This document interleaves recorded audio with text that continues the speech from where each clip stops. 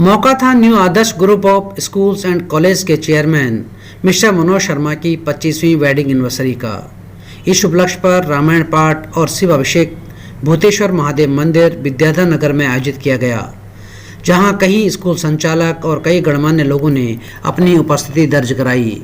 इस दौरान बधाई देने वालों का हुजूम इतना ज़बरदस्त था कि जैसे शादी का रिसेप्शन चल रहा हो। इस मौके पर मिस्टर मनोज शर्मा द्वारा पधारे हुए कई मेहमानों का और मीडिया कर्मियों का सम्मान किया गया। साथ ही सभी मेहमानों का धन्यवाद ज्ञापित किया। TV media group Jaipur plus news Mrs and mister Manoj Sharma को बहुत बहुत बधाई देता है और उनकी दीर्घायु की कामना करता है।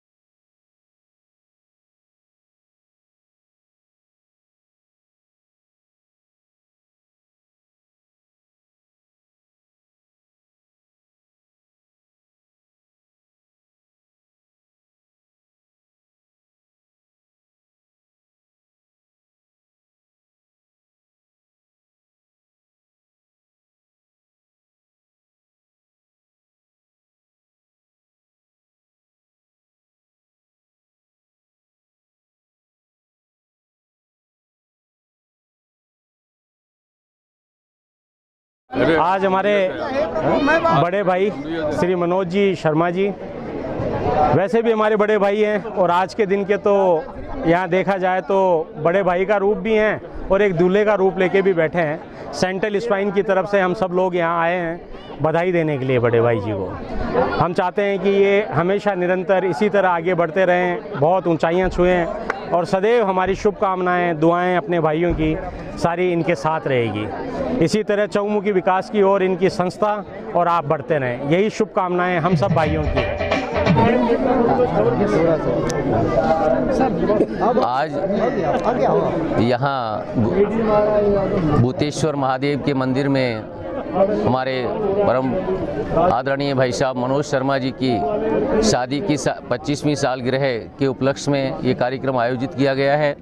पर यहाँ जो शादी की सालगिरह का कोई ऐसा वातावरण दिखाई नहीं दे रहा, पर यहाँ तो एक पुरातन संस्कृति और आध्यात्मिकता के भाव को लिए हुए रामायण पाठ का आयोजन किया गया है।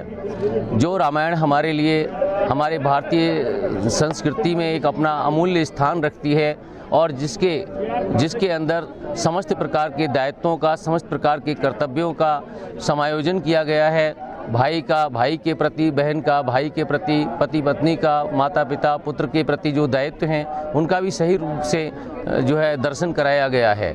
और इस प्रकार के पाठ से जहां एक और हमारे समाज में मानवीय मूल्यों का, दिव्य गुणों का समावेश होता है, जो नई पीढ़ी है उनमें भी मानवीय मूल्यों के प्रति श्रद्धा और आस्था की भावना पैदा होती है, वहीं दूसरी ओर समाज का जो वातावरण है वो सुंदर, राममय या सुखमय, आनंदमय वातावरण बनता है।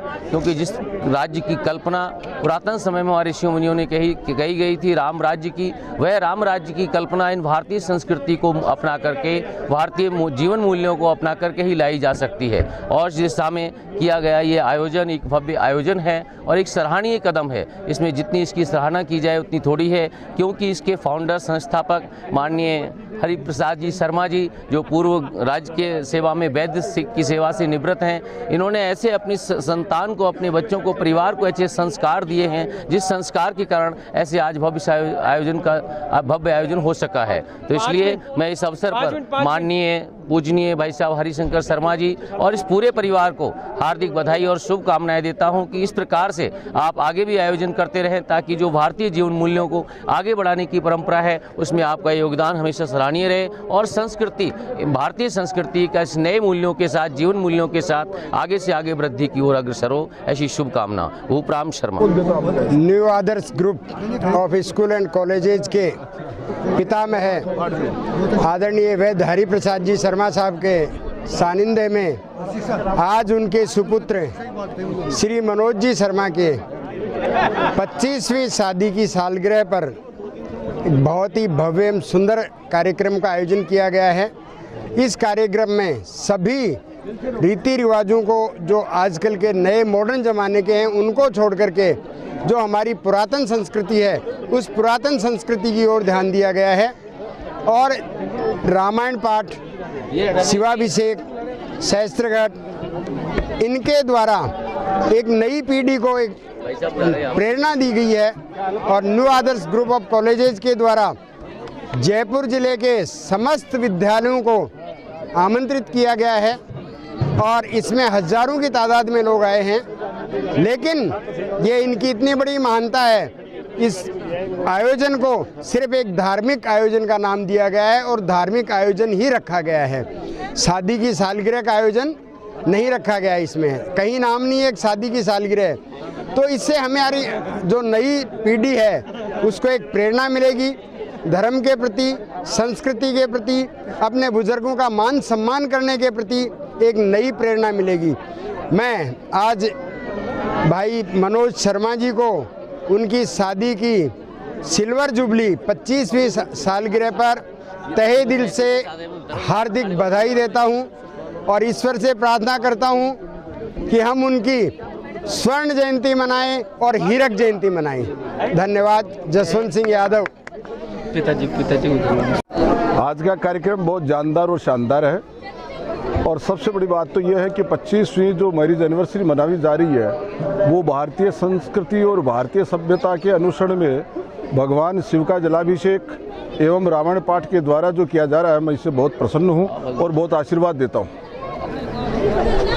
लंबा चलेगा यूट्यूब पे पूरी और जी थोड़ा और दूर आप प्रश्न करो, आध्यात्मिक में बोलते जाओ आप। हाँ, प्रश्न करो तो वैसे तो क्या बोल चल रहा है पत्रकार।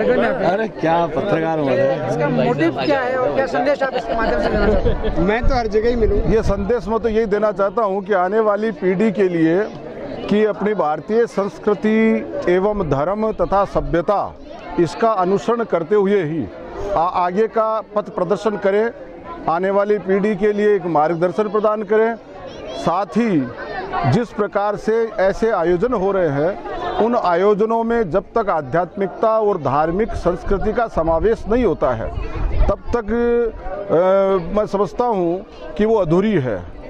तो ये पूरी तरह से 25वीं जो मैरिज एनिवर्सरी इन्होंने मनाई है वो निसंदेह है एक अनुकरणीय है, समाज के लिए पथ प्रदर्शन है और साथ ही आपका ये सुंदरकांड का पाठ जो रामचरितमानस का जो पाठ हो रहा है, रामचरितमानस एक ऐसी पुस्तक है, एक ऐसा ग्रंथ है जिसकी प्रत्येक चौपाई में जीवन के तमाम रहस्य छुपे हुए हैं। केवल मात्र हमारे सामने आने वाली किसी बाधाओं का समाधान ही नहीं है बल्कि समाज को एक नई दिशा, एक नई स्फूर्ति, एक नया संदेश इसके माध्यम से प्राप्त होता है। और रामचरितमानस के लिए तो मैं ये कहना चाहूँगा कि प्रत्येक घर में, प्रत्येक परिवार को इसका अध्ययन करके इसकी जो गूढ़ार्थ इसमें निहित है उसका भी अध्ययन करवाना चाहिए, बताना चाहिए।